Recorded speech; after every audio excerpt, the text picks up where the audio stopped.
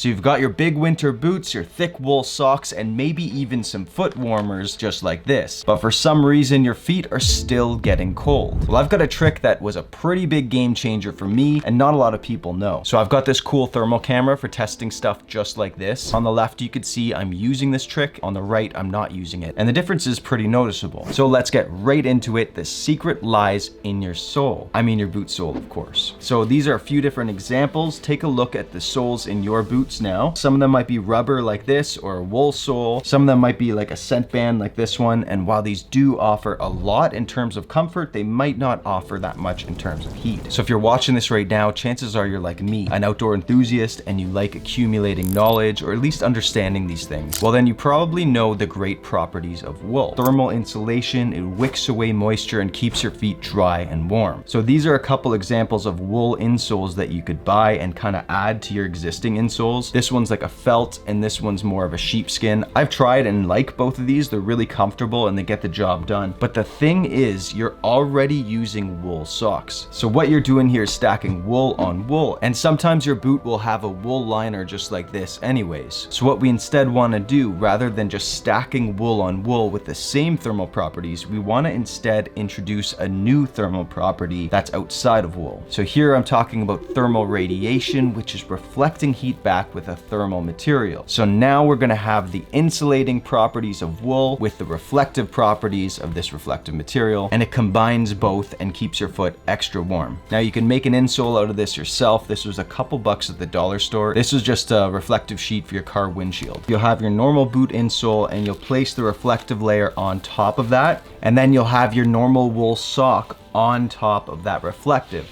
And so how this works is you have your thick wool sock that provides all your insulation and your moisture wicking properties, and then underneath, any heat that escapes from this wool sock will now get reflected back onto the bottom of your foot. So it just adds an extra layer. Going back to that thermal imaging, after 30 minutes in the snow, the results were clear. My left foot that has this reflective material underneath was significantly warmer than just the wool sole itself. It's important to know that this reflective material is only an added bonus to a proper layering system, which includes thick wool socks and the right type of boots for the activity I'm doing. And to help get a better understanding of what that layering system is, I've broke it down in this video here. It's a great watch to help your understanding. So thank you for stopping by the channel. My name is DJ with the Bare Essentials. I hope you learned something and have a wonderful day.